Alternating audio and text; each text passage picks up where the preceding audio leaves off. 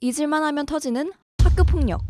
하지만 피해자의 고통에 비해 가해자들이 제대로 참교육되는지는 잘 모르겠는 현실. 학교폭력위원회까지 간 사건이 있었는데 가해자가 뭐 전학을 간다거나 그러한 조치가 내려지지는 않더라고요. 학교폭력위원회가 열리고 나서도 같은 반에서 생활을 했었고, 학폭위가 있지만 아무래도 사이다 정의구현은 잘 안 되는 모양이다. 안녕하세요. 학교로TV 학교폭력 전문 변호사 장권수 변호사입니다. 요즘 학교폭력 사례가 점점 늘어나고 있는데요. 통계를 보면 물리적인 폭행이나 금품갈취는 약간 줄어들고 있는 반면에 사이버폭력, 언어폭력, 따돌림, 성추행 등은 지속적으로 늘어나고 있는 추세입니다. 이건 어떻게 보면 표 안 나게 괴롭힘을 당하고 있는 학생들이 굉장히 많다는 것인데요. 사실 이런 심적 괴롭힘을 당한 학생들이 더욱더 고통스럽다는 것을 저도 잘 알고 있습니다. 그래서 오늘은 이런 학교폭력 어떻게 하면 가장 확실하게 해결할 수 있는지 말씀드려 보겠습니다.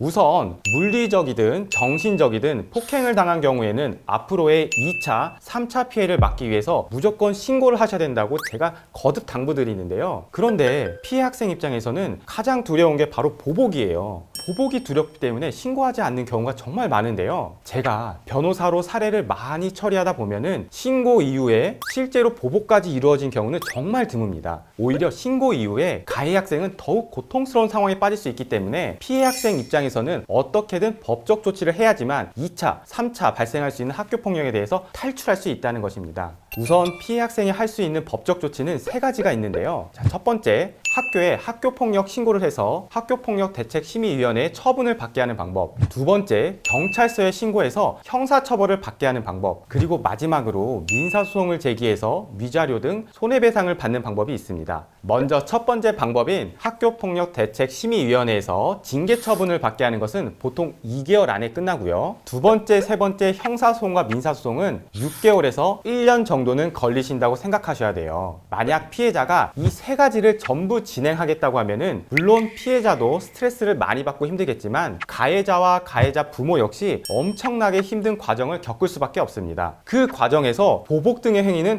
거의 할 수 없다고 보시면 되는 것이지요. 또한 이런 가해자가 처벌을 받게 되는 과정들을 다른 학생들도 자연스럽게 알 수밖에 없고 그 과정에서 다른 학생 또한 2차, 3차 가해를 발생할 수 있는 확률도 거의 없어져 버리게 되는 것인데요. 아까 영상 시청 전에 뉴스 화면에서도 보셨다시피 사실 학폭위 처분이 너무 약하게 나오게 되는 경우가 많은데요. 피해 학생인데도 불구하고 신고 이후 가해 학생과 한 학급이나 같은 학교에서 생활하게 된다면은 추가 학교 폭력을 당하지 않는다 하더라도 계속해서 눈치도 보게 되고 심적으로 고통을 받게 되는 경우가 많이 발생하고 있는 게 현실입니다. 자, 그래서 제가 지금부터 가해 학생을 더욱더 확실하게 처벌하기 위해 필요한 3가지를 말씀드리겠는데요. 이 3가지는 조금 전에 제가 말씀드린 학폭위, 형사처벌, 민사소송에 대한 공통적으로 필요한 것인데 꼭 기억해 놓으세요. 첫째는 학폭 사실에 대한 증거인데요. 증거에는 SNS 기록, 사진, 목격자 등이 있습니다. 이런 증거가 많으면 많을수록 가해자는 더욱 엄정한 처벌을 받는다고 생각하시면 되고요. 두 번째는 폭행을 당했다는 병원의 상해 진단서가 필요한데요. 보통 병원에 가면은 일반 진단서가 있고 상해 진단서가 있어요. 반드시 상해 진단서로 발급해달라고 요청하시고 피해에 대한 사진 등도 무조건 찍어서 함께 증거로 보관해 두시는 것을 권고드립니다. 그리고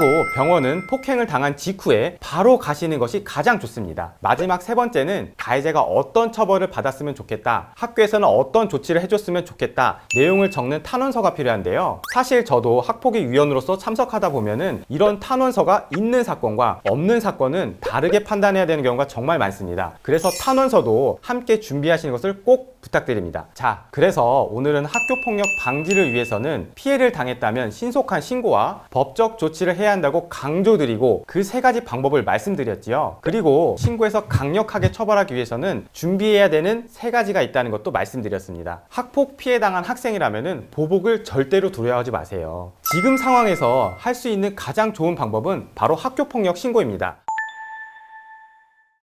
오늘 제가 말씀드린 대로만 한다면 더 큰 2차, 3차 피해는 모두 막을 수 있다는 거 꼭 명심하시고 본인이 학교폭력 피해자이든 가해자이든 학교로TV에 문의 주시면 자세하게 해결 방안을 제시해 드리도록 하겠습니다. 시청해 주셔서 감사합니다.